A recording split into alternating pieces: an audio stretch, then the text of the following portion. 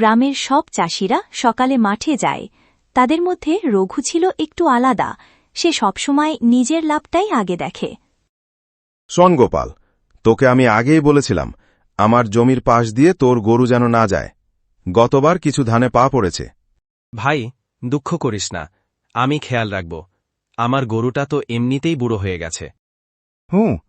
দয়া করে আর এই দুঃখের গান গাস না, নিজের গরু সামলে রাখ। রঘু ছিল খুব কৃপণ। কেউ ধান চাইলেই সে বলে দিত আমারও কম আছে।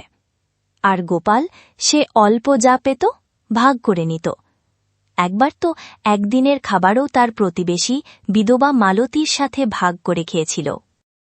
মাঠের ধারে ছিল এক পুরনো বটগাছ। সেই বটগাছের নিচে রামু দাদু বসে ধান করছিলেন। হঠাৎ এক ঝড় উঠল, আর সেই বটগাছ থেকে ঝলসে উঠল এক আলো। রামু, আমি এই গাছের আত্মা। আজ আমি এক পরীক্ষা নেব। এই গ্রামের চাষিদের কর্ম অনুযায়ী তাদের ভাগ্য নির্ধারণ করব। কিন্তু কিভাবে?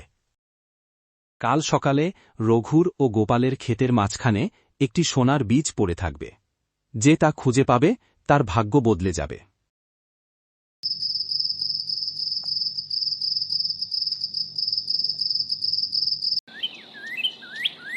রঘু তো জানেই না আত্মা এসব বলেছে, কিন্তু হঠাৎ সে খেতে কিছু ঝলক দেখে দৌড়ে যায়। এক টুকরো চকচকে জিনিস। সে ভাবে এ তো নিশ্চয়ই ধন। আহা, স্বর্ণবীজ, এটা আমার, এবার আমি রাজা হব। সে সেটা কুড়িয়ে নিয়ে সোজা নিজের ঘরে নিয়ে যায়। অন্যদিকে গোপাল এসে দেখে ক্ষেতের মাঝে কিচ্ছু নেই।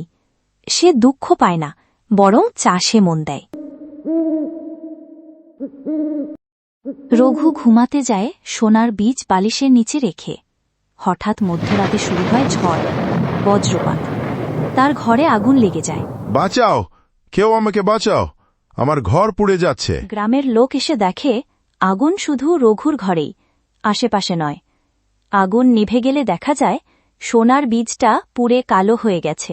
যেমন কর্ম তেমন ফল রঘু, স্বার্থপরতা কখনো আশীর্বাদ আনে না। 1 মাস পর দেখা যায় গোপালের ক্ষেতে অদ্ভুত কিছু গাছ জন্মেছে। সেগুলোর ফল যেন সোনার মতোই ঝকমকে। মানুষ আসে দূর দূরান্ত থেকে তা কিনতে।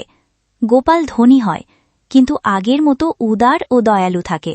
তুই যদি চাস আমি তোকে সাহায্য করব রঘু, তবে শর্ত একটাই, তুই আর কাউকে ঠকাবি না। ভুল করেছি বন্ধু, এখন বুঝেছি, যেমন কর্ম তেমনই ফল। জীবনে ভালো কাজ করলে তার ফল একদিন ঠিকই ফিরে আসে, আর খারাপ কাজের ফলও কাউকে ছাড়ে না।